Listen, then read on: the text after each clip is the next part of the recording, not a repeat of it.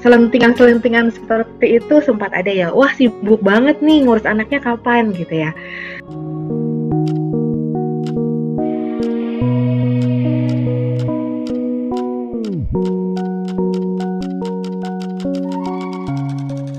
Selamat datang di episode pertama bernama Sisi Ibu by Moms Indonesia.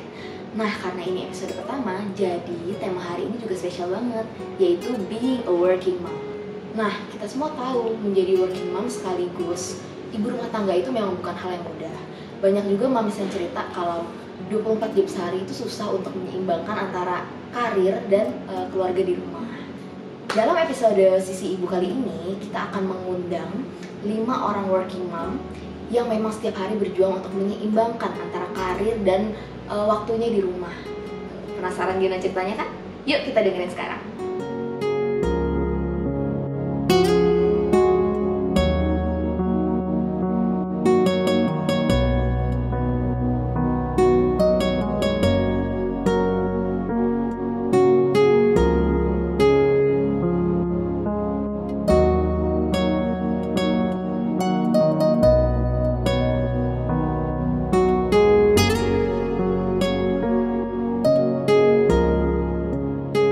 Kenapa milih bekerja walaupun sudah punya anak gini? Bekerja itu passion kalau saya. Passion saya itu bekerja.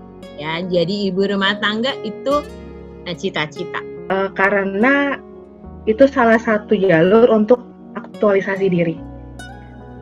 Sayang sih rasanya gitu, kita sudah capek untuk cari ilmu. Dan ketika kita sudah punya tempat untuk mengimplementasi, ya kita harus implementasi itu. Sesuatu untuk empower diri saya sendiri sih. Jadi saya pengen menjadi contoh untuk anak saya kelak, bahwa dia harus bisa belajar dari ibunya bisa kerja, mengerjakan pekerjaan rumah tangga, mendidik dia, dan juga menjadi istri yang baik, semua dalam satu waktu. Karena memang itu adalah menjadi komitmen kami, saya dan suami gitu, karena sebelum menikah dan setelah punya anak pun komitmen itu tidak pernah berubah. Jadi sebelum menikah kami memang komit bahwa saya adalah wanita karir, jadi tetap dengan karir saya walaupun nanti jumlah anak misalnya lebih dari 2 atau 3 gitu, tetap masih dengan karir saya. Selain kebutuhan finansial, aku juga sadar bahwa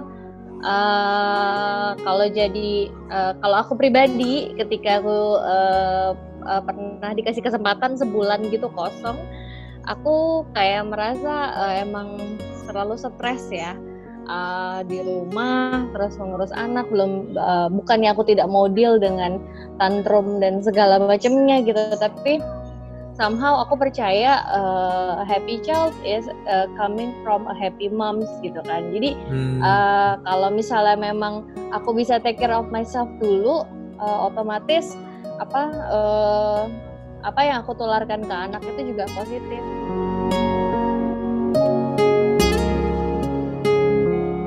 Yang saya korbanin waktu mungkin ya. Kita nggak bisa lagi seperti zaman single dulu, actually doing nothing on the weekend gitu, nggak bisa lagi.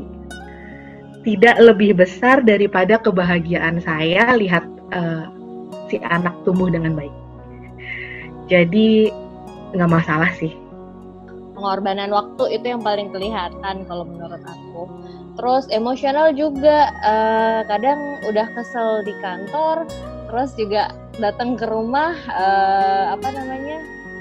expect untuk dapat stress release gitu kan. Pinginnya sih duduk-duduk, leyeh-leyeh gitu kan.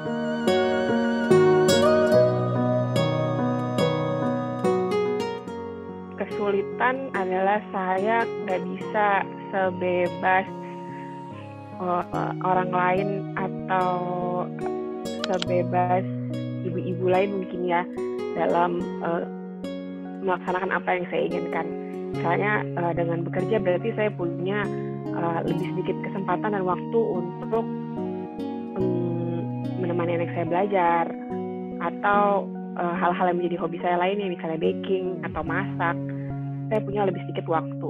Terkadang mood pas lagi turun, kita kan jadi capek ya.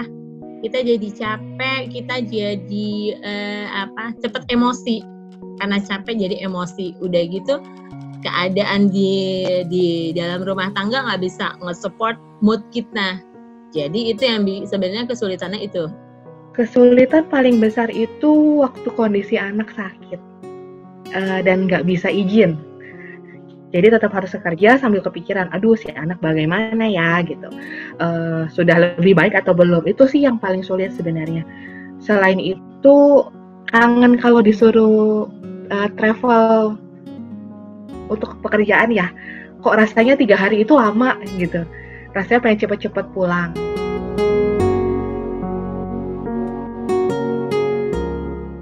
Mungkin banyak ya stigma kurang baik gitu yang saya terima sebagai ibu yang bekerja dan mau punya 2 anak gitu. Pasti banyak sekali omongan yang selalu saya dengarkan gitu. Emang bisa ngurus anak 1?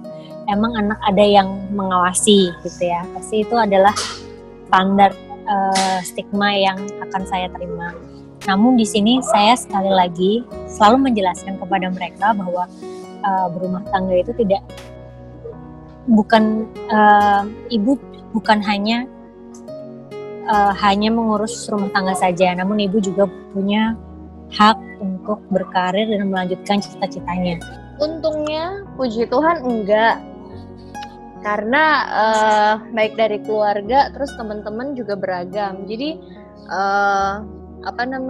aku cuma dengar aja ada stigma seperti itu, masa kok ninggalin anak, tapi itu nggak pernah ditujukan ke aku sih gitu untungnya. Beberapa kali untuk mungkin teman-teman moms yang garis keras untuk jadi full time, selentingan seperti itu sempat ada ya, wah sibuk banget nih ngurus anaknya kapan gitu ya.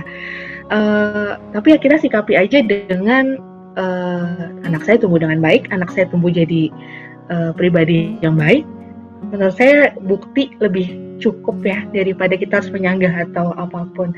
Dan buat saya mau itu full time mom atau working mom, dua-duanya punya kesulitan sendiri dan seharusnya bisa saling support satu sama lain ya, dibandingkan saling nyinyir.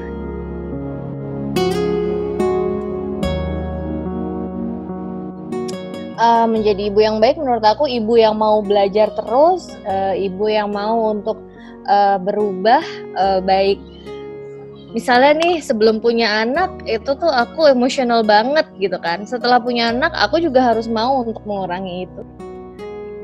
Ibu yang baik pada akhirnya adalah seorang pendidik yang baik. Mungkin dalam masa perkembangannya anak tidak selalu sejalan sama ibunya ya, tapi ibu yang baik adalah ibu yang kuat dalam mendidik anaknya. Ibu yang baik bagi anak-anak adalah teman dan sahabat buat mereka. Bukan ibu yang tidak bisa dipegang. Ibu yang super. Jadi super mom adalah sahabat buat anak.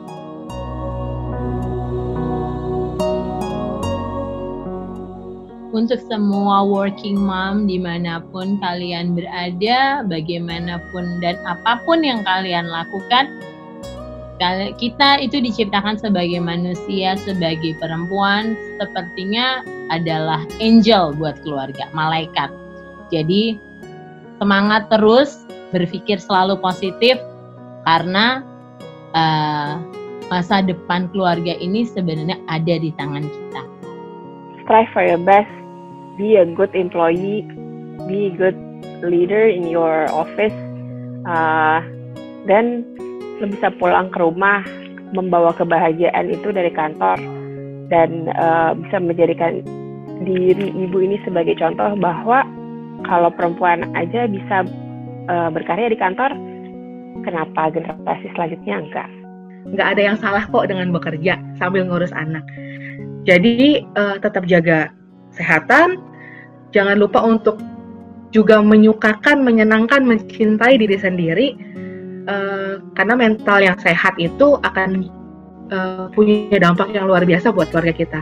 Namun apapun itu pilihannya, menjadi ibu bekerja maupun menjadi ibu full time untuk keluarganya di rumah, itu adalah hal yang mulia, karena ketika kita sudah menjadi seorang ibu dan kita sudah melahirkan anak, itu adalah menjadi responsibility kami seorang ibu, dan itu menjadi hak dan tanggung jawab kami untuk memenuhi kebutuhan keluarga kami di rumah. Tetap semangat, nothing lasts forever, including corona juga, including this kind of situation. Jadi menurut aku sambil terus berharap ini membaik, tetap memberikan afirmasi positif gitu, baik ke diri sendiri maupun ke keluarga.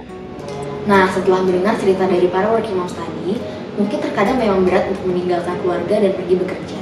Namun nyatanya mereka dapat menyeimbangi antara urusan kantor dan urusan rumah dengan mengatur waktu mereka. Semangat untuk seluruh ibu di seluruh Indonesia. Sampai jumpa di konten Sisi Ibu by Moms Indonesia lainnya. Sampai jumpa!